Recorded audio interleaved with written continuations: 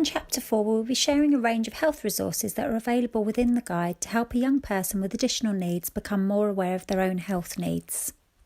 In the Preparing for a Healthy Adulthood guide, there is a section on key health issues. There are a range of tools available to support a person with a learning disability, learning difficulty, or simply for anyone who's entering adulthood.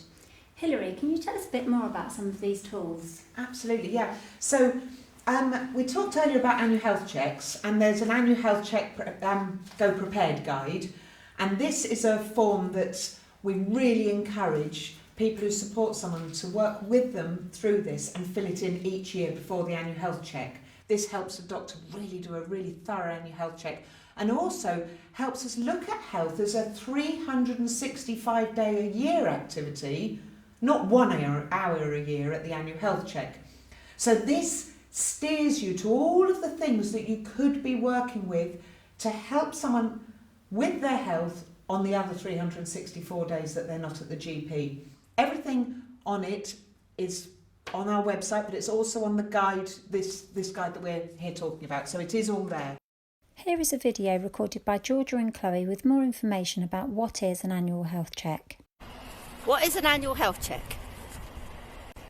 An annual health check is a yearly doctor's appointment where your doctor will take a closer look at how you are doing physically and mentally.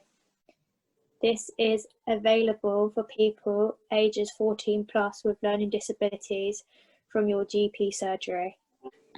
It's important to let your doctor know if you have a learning disability and that you should be invited for an annual health check. They help you to make sure you are healthy, and the doctors could check for health issues which you may not realise you had. Before you go to your annual health check, there is a document you must fill out called preparation tool. Your carer and the people who know you well must fill in with you. This will help tell the doctor a little bit about yourself, so I can do a really good checkup. When you are at a health check, there is an annual health checklist you can bring to remind you all of the things you might like to discuss with the doctor. It's nice and easy for everyone to use. You can find the preparation tool and the checklist at Hertforda's LD Health web pages. We'll share the link with you in the comments. Everyone finds it a bit scary to go to the doctors, but sometimes it's even harder for people with additional needs. We wrote some advice on why you should go to your annual health checks and how to feel less worried about it. We will share it in comments below. So for young people, things like starting out, it's about not being embarrassed to start tackling things with a young adult. So checking your breast. From a second a girl starts growing boobs, they need to be being checked. So we have in here a guide, and everyone to some degree can have their breasts checked. Whether it's a visual guide, if somebody physically cares for someone, then they can do a visual check. And if somebody is self-contained in the bathroom, it's about making them mindful, saying, oh, don't forget, have a look. And we've got things that can be laminated and printed off to help someone keep an eye to some degree. And even if a girl just once a month knows that she's shower, it's boob day, tap, tap, tap, is better than nothing. So, that's what that's about, because then it's not just 1 day a year.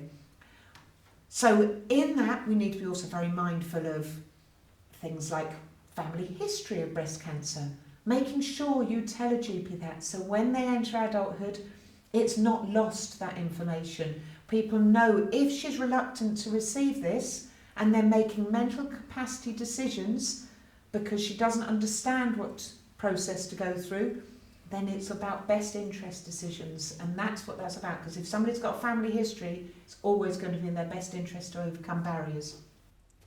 Testicular cancer, same thing, same sort of process. Testicular cancer is most prevalent in people aged 14 to 30. So this is the time to really make sure boys don't die of embarrassment. If they don't tell you they've got a change in their lump in their testicles, they get more private as they go through puberty. That's when these things happen, because they'll die of embarrassment because they won't want to have shown someone. So 4 times more likely to die of testicular cancer if you've got a learning disability.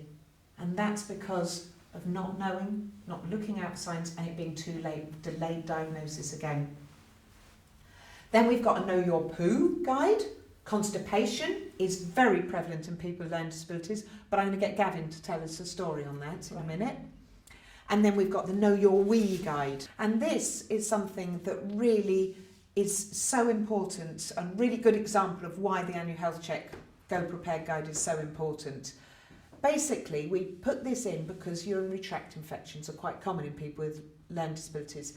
And again, just to help people know that about when to rehydrate, you know, sort of using a smiley face process. But one care provider was filling in this for their service users and came across this section, and they look after a chap who's got autism and a learning disability, and he is very routine, as is common with someone with autism, and his routine in the bathroom, his mum had taught him very firmly about being private in the bathroom. You go in, you lock the door, you use the toilet, you flush the toilet, you wash your hands, you unlock the door. Nothing will make him deviate from that plan. So no reason to push him on that. So an annual health check would never have shown up anything in the way of urine. His carers put this up and showed him and said, you know, you tell me if it's ever a sad face with your wee, you know, not really knowing quite whether he understood. And the next day he came out and he pulled them in by their hand. He'd done all his routine, locked, flushed, nothing there, but he still pulled them into and pointed at the darkest colour on the urine chart. He's now being treated for bladder cancer. That would never, ever have been picked up in an annual health check. Because again, going back to mental capacity, even if the GP had wanted a urine sample as part of his annual health check, if you think about mental capacity, he would not have had the capacity to consent to understand why a urine sample is needed. It would have caused him immense stress to staff to try and get a urine sample out of him. So therefore, he had no symptoms of anything to justify causing him the stress. So it would not have ever been deemed in his best interest to try and get a urine sample, because he would have caused him too much distress. But now, once he's arrived with that, those mental capacity and best interest decisions are totally different to get him onto that treatment and enable him. Now, he wouldn't have shown symptoms till he was way past, you know, a treatable level of cancer, and he's now on a treatable level of cancer, caught early, no delayed diagnostics, as a direct result of printing one of the tools recommended in the guide and embedding it into his life. And that's what it's all about. It's about learning these things yourselves as the family and as the carers, and thinking about how you can enable the person you support to enter adulthood with as much knowledge as they possibly can, to having awareness of their own health.